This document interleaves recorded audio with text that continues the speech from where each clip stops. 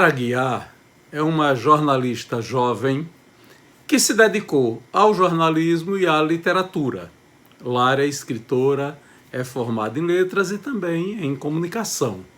Mas, profissionalmente, ela se dedica ao jornalismo e mantém há alguns anos, no jornal da cidade, em Aracaju, uma coluna que tem as características da coluna social moderna, dessa tendência contemporânea do colunismo social. É o depoimento memorialístico de Lara Guiar que nós vamos ouvir agora. Tem a palavra, Lara. Lara Angélica Vieira de Aguiar. Nasci aqui em Aracaju, Sergipe, no dia 6 de maio de 1982. O nome do meu pai, João Bosco Barros de Aguiar, e o nome de minha mãe, Zenaide Vieira de Aguiar. É porque eu não cheguei nem a conhecer, então, assim, são pessoas que não fizeram nem parte da minha vida. Mal uma lembrança de alguém falando sobre eles. Meu avô paterno, Romeu Gomes de Aguiar, e minha avó paterna, Maria Angélica Barros de Aguiar. Avô materno, Antônio Vieira dos Santos, e a avó Maria, acho que provavelmente dos Santos, Maria dos Santos. As pessoas antigamente só tinham isso, né? Maria. Família paterna de Propriá e a família materna de Cedro de São João. Tá? Só tem um irmão, 9 anos mais velho que eu, e o nome dele é Romeu Gomes de Aguiar Neto. Eu morei, desde que eu nasci, até os 14 anos, no bairro Luzia, numa casa que tinha um muro. O muro era cimento, a outra metade era uma grade. Né? E não existia nem grade nas portas. Né? Ainda peguei esse tempo, não existia grade nas portas. Era uma casa bastante espaçosa, tinha muito jardim, muita varanda, era uma casa de esquina, então tinha vaga para 3 carros, então 3 garagens, tinha muito jardim, era uma casa com 3 quartos, 3 banheiros, tinha quarto dos fundos, né, onde a gente guardava bagunça, e fui muito feliz nessa casa. Tinha 2 salas, a sala de estar, né, e a sala de jantar. A família passava a maior parte do tempo na sala de estar, onde tinha sofá e a televisão. A sala de jantar quase não era utilizada, parecia mais só um local de passagem, porque a gente não utilizava nem a mesa, não sei porquê, acho que só em aniversários. Era um local só de passagem. A gente utilizava para fazer as refeições a cozinha mesmo. Tinha o meu quarto, inicialmente era o primeiro quarto no corredor, era o meu, que eu dividia com minha tia, que morava com a gente. Então, eu sempre dividi quarto com alguém até os 14 anos, que no caso era minha tia. Em seguida, tinha logo o banheiro no corredor, depois o quarto de meu irmão, e, por último, o quarto dos meus pais, que era uma suíte. Como a casa era de esquina, tinha um espaço bem grande, assim, da varanda e do quintal, então a porta da cozinha ia para a varanda, a porta da sala, muitas portas davam para a área externa. E lá no fundo é que existe, né? A casa está lá. Foi vendida, inclusive, há um ano, tem um ano só que foi vendida, essa casa estava ainda nas nossas mãos, né?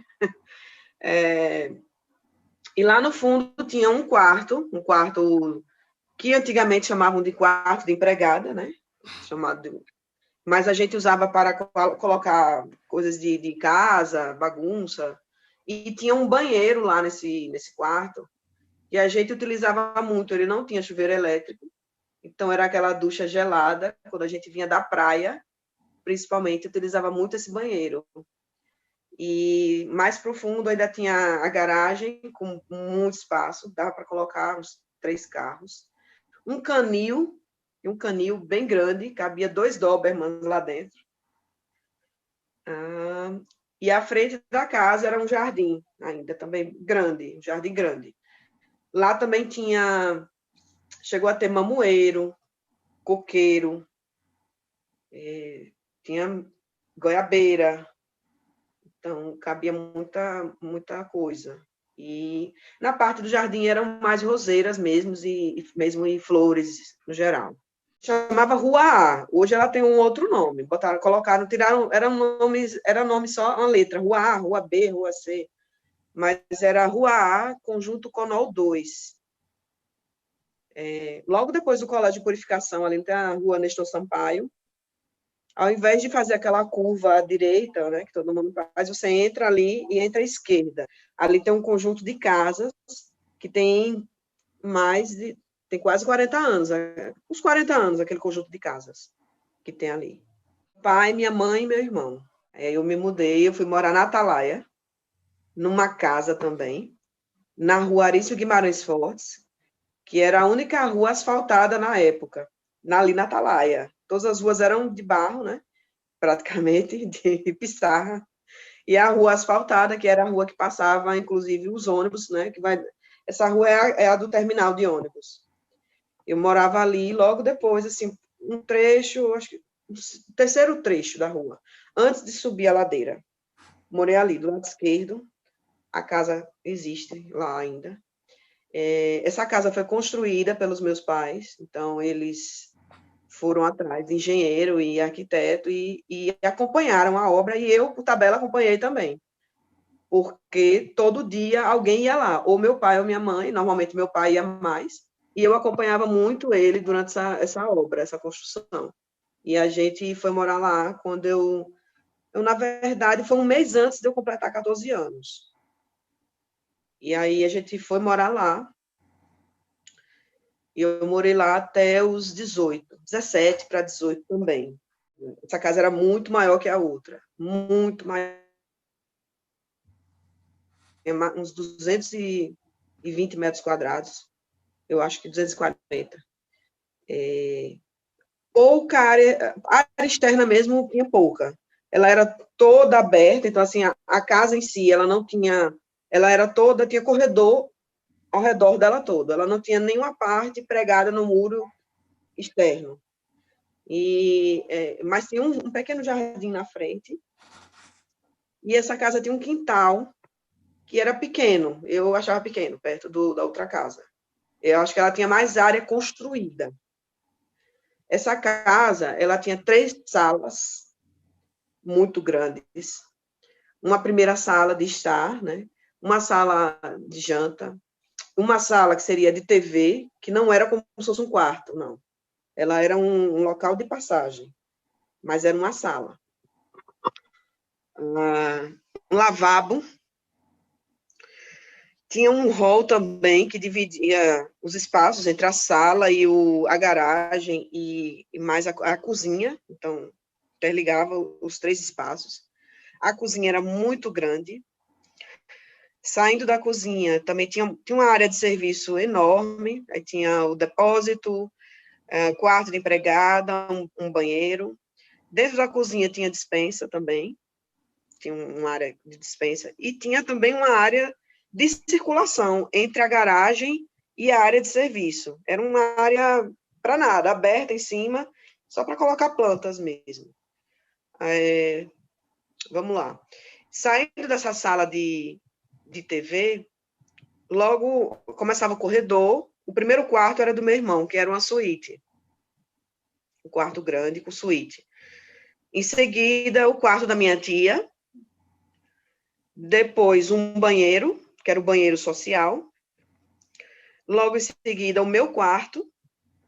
E o meu quarto ficava em frente à suíte, que era o quarto dos meus pais. Em frente mesmo. No quarto deles, que era um quarto grande, tinha um closet e um banheiro que tinha espaço de sobra para fazer uma banheira que nunca foi feita. Não sei por quê. Eu acho que planejaram assim, vamos fazer um banheiro grande para caber o que quiser fazer, mas nunca foi feita. E a casa, o que me incomodava muito, ela tinha muitos vasculhantes, muitos.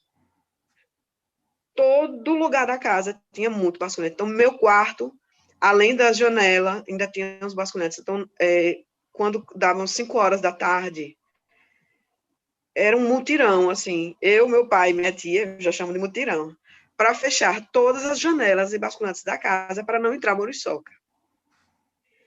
E saíamos os 3 fechando tudo. E era muito enjoado isso, porque era para abrir todos os dias e fechar todos os dias. A ideia era que a casa ficasse ventilada, mas, por exemplo, eu me sentia um tanto sem privacidade, porque de vidro, claro, né? E além da janela, ao lado também tinha basculhante. Nem sempre as cortinas fechavam além das janelas. Era preciso ter cortina em todos os pontos, em todas as paredes. Era impossível. E eu não me sentia com privacidade. Eu trocava de roupa no banheiro, já por conta disso. Mas a casa não era minha, eu estava morando lá. Foi a primeira vez que eu comecei a ter meu quarto, né? Não era uma suíte, até hoje eu não entendi por que meu irmão ficou com a suíte e eu não. Coisas que já estavam esquecidas. Ele tinha suíte e eu não. Não sei por quê. Fora, tinha um quarto também de empregada. Então, se contar com o da empregada, 5, né?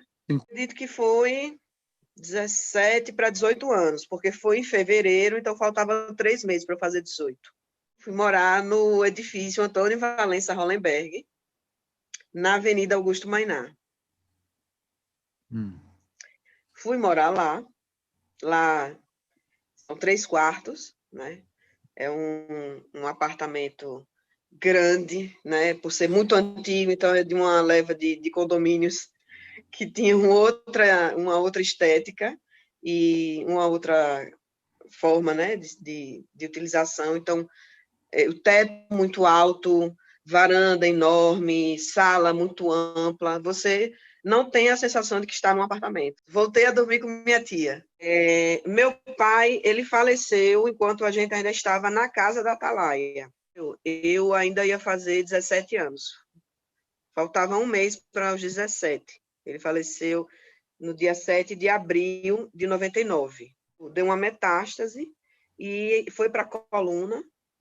Ele ficou muito debilitado por 5 meses numa cama, e daí ele só foi piorando, né? Acabou atacando outros órgãos e chegou ao ponto dele ficar muito fraco, pegar uma pneumonia, e a pneumonia derrubou ele.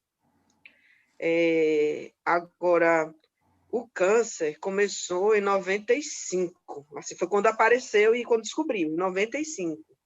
Então, ele ficou de 95 a 99 lutando contra essa doença. No Antônio Valença Hollenberg, eu saí e voltei, né? Então, foi de 2000, início de 2000 até dezembro de 2007. Eu precisava sair, ter minha vida. Eu fui criada numa casa, numa família muito conservadora, muito controladora. E eu tive que buscar a minha vida. Porque se eu continuasse lá, era o mesmo que não ter minha própria vida. Era ter que obedecer somente e não poder sair na hora que eu quero, não ter minha liberdade, mesmo tendo meu próprio dinheiro, mas eu não tinha liberdade. E quando você está na casa de outra pessoa, você tem que seguir algumas regras e condutas que a pessoa impõe. A partir do momento que você está na sua casa e se bancando, você é quem dita o seu destino. Você vai ver o quanto a minha família ela vai na contramão da maioria. Tudo vai ser diferente do que eu vou contar aqui. Inclusive, eu passei muitos anos da minha vida achando que o normal e o comum era a minha realidade. Depois de adulta, que eu fui olhar para fora e fui, né, perceber como era a realidade de outras famílias, eu vi que a minha que era diferente da maioria.